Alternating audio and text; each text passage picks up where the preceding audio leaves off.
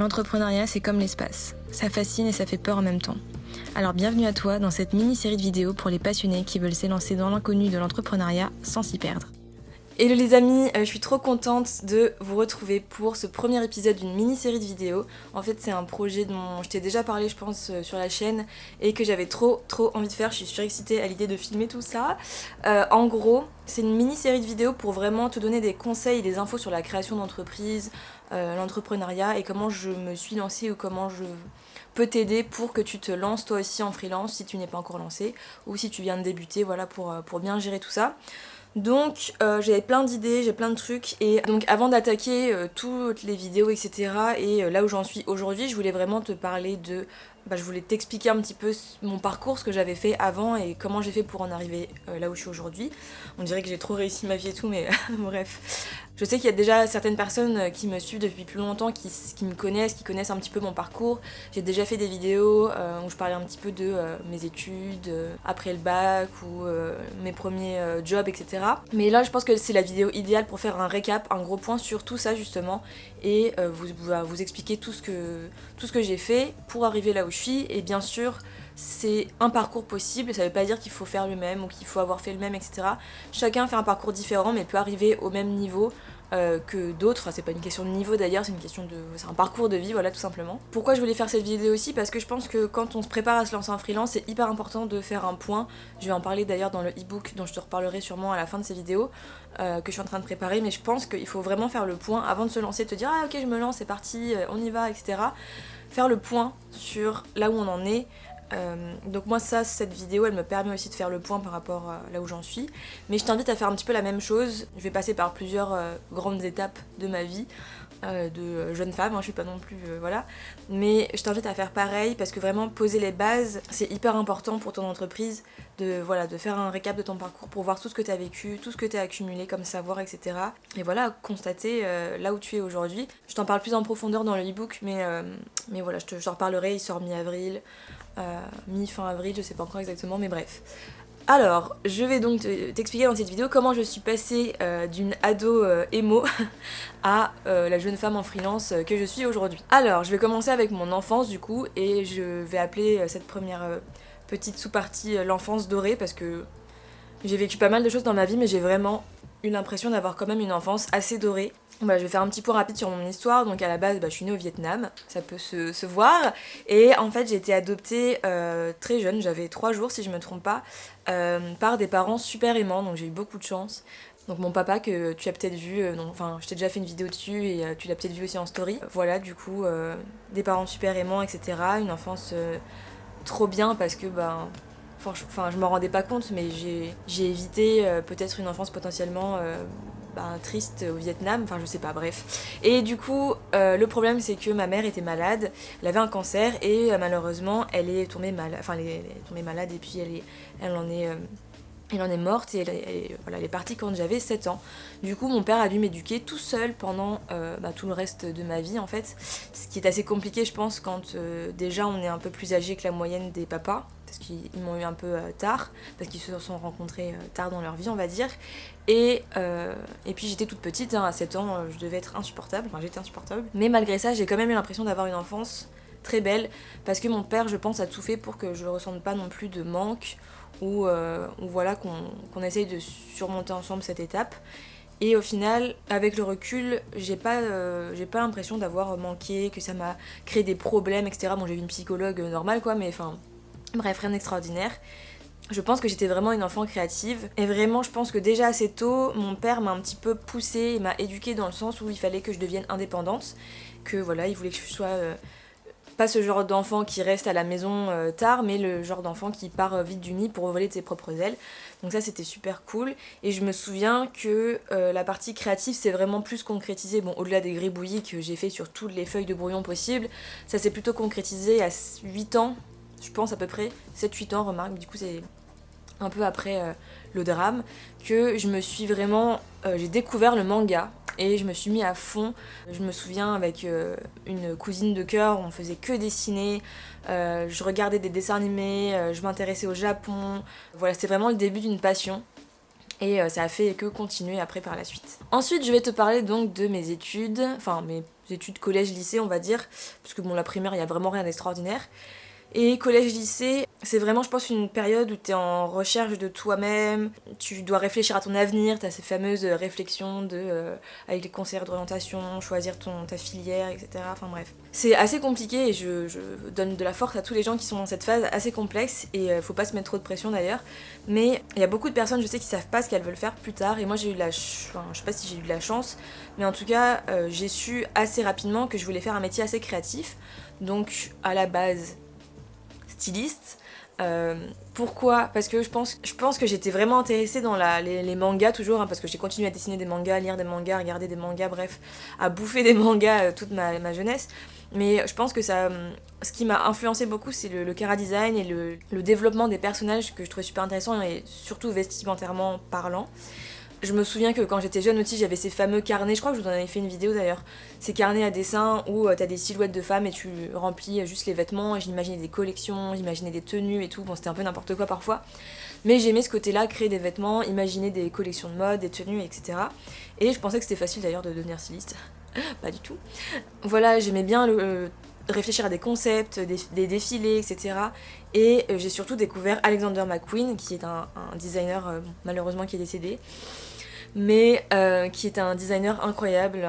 Enfin, je vous invite à vous renseigner sur lui. Il avait un univers créatif incroyable, il faisait des tenues complètement folles, entre poétiques, féminins, étranges. Enfin bref, ça m'a vraiment énormément influencé et je pense que ça a déclenché beaucoup de choses chez moi et genre même j'ai des photos, je collais des photos, je prenais des photos sur internet, je regardais les défilés et genre parfois j'étais émue devant un défilé parce que son univers était vraiment fou et je me suis dit ok j'ai envie de faire ça. Du coup j'ai fait un bac S parce que je me suis mal débrouillée pour faire autre chose et puis au final ça m'a bien servi parce que, enfin ça m'a bien servi, ça m'a rassurée d'avoir fait un bac plutôt général. Voilà, ça m'a un peu sécurisée et je suis très fière parce que j'ai eu mon bac avec mention très bien. Donc je m'en suis bien sortie et je m'étais dit ok bah c'est parti, maintenant je vais faire des études de mode. Donc troisième partie, mes fameuses études de mode. Comment ça s'est passé? En gros, j'ai cherché plusieurs écoles, j'ai voulu faire la fameuse école Duperré qui est une école très très connue publique, mais j'ai pas passé la deuxième étape. Et du coup, mon père m'a dit bon bah viens, sinon ce qu'on fait c'est qu'on va t'inscrire en école de mode où tu étais allé pour ton stage de troisième. J'avais fait mon stage dans l'école où j'ai fait mes études, mais bref. Et c'est une école de mode privée à Paris, très chère, etc. Merci papa. Et franchement, c'était vraiment 3 ans hyper intéressants. Bon, je vais pas tout vous raconter parce que je vous ai fait une vidéo, je vous explique mes études de mode, comment ça s'est passé, comment ça s'organise, etc. Je vous mets dans le petit i, je ne sais plus, je crois que c'est ici. Bon bref. Voilà, c'est une vidéo assez complète où je vous parlais de ça pendant une dizaine de minutes, je crois. Il y avait vraiment beaucoup de choses, on a testé, il y avait de la créativité, on faisait de la couture, on faisait pas mal de choses. Bon, malheureusement, le problème c'était qu'on faisait pas des choses très très concrètes qui m'ont servi pour la partie freelance, mais bref. Je me suis découvert une passion vraiment enfin j'avais déjà une passion pour le dessin, mais du coup, les cours où je m'éclatais le plus, c'était les cours de nu. Donc c'était, vous savez, les fameux cours, enfin je sais pas si vous connaissez en fait, mais où il y a plein de personnes en rond qui dessinent avec des chevalets sur nos genoux, enfin bref, je sais plus. Et au milieu, il y a une personne qui prend des poses, nue du coup, et nous on doit s'entraîner à la dessiner. Et après la deuxième et troisième année, on avait des cours d'illustration, où là c'était du dessin en fait de mode, de tenue, de vêtements, etc. Et ça c'était vraiment mes cours préférés. Je crois que c'est ceux où j'avais les meilleures notes aussi d'ailleurs. Mais bref, voilà, c'était vraiment, je me sentais que c'était mon élément, etc. La couture, moins les trucs un peu plus, voilà, les cahiers de tendance, etc. C'est pas forcément ma came, mais vraiment l'illustration c'était mon truc. Du coup, j'ai eu mon diplôme, hein, tout s'est bien passé, j'ai passé mon examen de fin d'études, etc. Et je savais pas ce que je faisais après. Enfin, c'était un peu le flou. Donc, quatrième partie, après les études, comment ça s'est passé? J'ai fait mon stage de fin d'études, mon rapport de stage, etc. Et ensuite, je me suis dit, ok, qu'est-ce que je fais maintenant? Parce qu'il faut trouver un CDI, parce que on peut pas faire des stages toute notre vie, puis ça nous rapporte pas énormément d'argent. Et puis j'avais envie d'acheter mon appartement, du coup il me fallait un CDI. Et j'avais vraiment des moments down, j'avais vraiment des moments où je savais pas trop quoi faire, j'étais un peu perdue, j'envoyais des CV, des candidatures, je postulais partout, un peu à tous les trucs qui pouvaient m'intéresser, mais j'étais un peu, enfin c'était vraiment compliqué. Voilà, après j'ai fini cette phase-là de recherche et j'ai trouvé mon premier CDI qui était un peu compliqué parce que c'était pas le meilleur CDI on va dire, mais bref, c'était intéressant et je vous en parle aussi d'ailleurs, je sais plus dans quelle vidéo, mais si je la retrouve je vous la mettrai ici. Ça a été le moment idéal surtout parce que j'ai pu lancer ma chaîne YouTube, j'avais pas énormément de taf dans ce CDI et j'avais beaucoup de temps libre aussi en dehors, du coup je me suis lancée, donc il y en a qui me suivent peut-être depuis le tout début de la chaîne, mais voilà, j'ai lancé la chaîne YouTube et ça a été le début d'une énorme énorme réflexion sur moi-même, sur ce que j'avais envie de faire. Je sentais que j'avais besoin de liberté, d'épanouissement, et c'était assez enfoui, j'avais besoin que ça ressorte, etc. Mais en même temps, le confort du CDI, c'est un peu compliqué, mais bon. Bref, aujourd'hui, donc dernière étape, aujourd'hui où j'en suis, donc maintenant je suis en freelance depuis un an presque, depuis janvier 2019, parce que donc j'ai été en CDI pendant un peu moins d'un an. Je sentais que j'avais pas assez de travail, même mon boss, je lui avais dit est-ce que ça te dérangerait pas qu'on passe à un mi-temps, parce que comme ça moi je me lance en freelance, je peux faire des missions à côté, et toi t'as pas besoin de moi autant, tu pourras me payer moins, et en plus j'aurais pas besoin d'être là H24. Du coup on s'était mis d'accord sur ça, et au final il a fait les comptes avec son comptable, il s'est rendu compte qu'en fait il avait pas assez de taf pour moi, et que c'était pas, même un mi-temps ça allait pas. Du coup on s'est mis d'accord pour une rupture conventionnelle, et dans l'idée il allait me garder en freelance pour des missions ponctuelles. Du coup je m'étais déjà lancée en freelance en janvier 2019, parce que on s'était mis d'accord sur mi-temps, et en mars, si je me trompe pas, ou en mars je crois, au final rupture conventionnelle, et je me retrouve au chômage et en freelance. Voilà, c'était vraiment un peu le fouillis, beaucoup encore de réflexion, et j'ai vraiment décidé de me lancer à fond en freelance parce que j'avais envie de tester, j'avais cette période de chômage à laquelle j'avais droit, et du coup je me suis dit bon c'est peut-être l'occasion idéale pour ça. Enfin merci à papa et à Naël d'ailleurs de m'avoir un peu poussé à faire ça. Et j'ai essayé de me donner à fond, mais il s'est passé beaucoup de choses, il y a eu des montagnes russes, il y a des trucs qui ont marché, d'autres pas marché. Je n'en vis pas actuellement. Je pense que j'en aurais déjà parlé quand je tourne cette vidéo dans la vidéo de la semaine dernière. Donc je t'invite à la regarder aussi, je vais faire un point sur ça parce qu'il y a plein de gens qui sont là, ah c'est trop bien, tu vis de ta passion et tout. Alors non, je ne vis pas de ma passion. Enfin ça dépend ce que c'est pour vous vivre de sa passion.